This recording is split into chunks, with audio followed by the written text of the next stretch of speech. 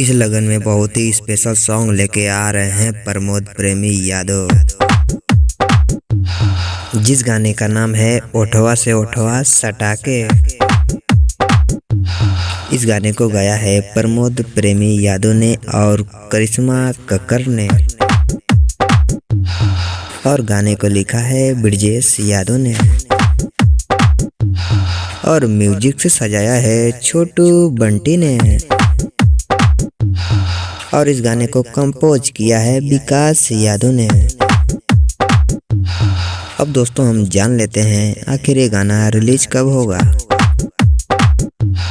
दोस्तों आप लोग को बता दूं, ये गाना आपको कल सुबह 6:45 पर देखने को मिलेगा। प्रमोद प्रेमी के यूट्यूब चैनल से ये गाना आ रहा है। दोस्तों देखना ना भूलें, कल सुबह 6:45 पर प्रमोद प्रेमी का बहुत ही धमाकेदार गाना ओठवा से ओठवा सटाके। दोस्तों ये जानकारी आपको कैसा लगा? अच्छा लगे तो वीडियो को लाइक करके चैनल को सब्सक्राइब जरूर करिएगा।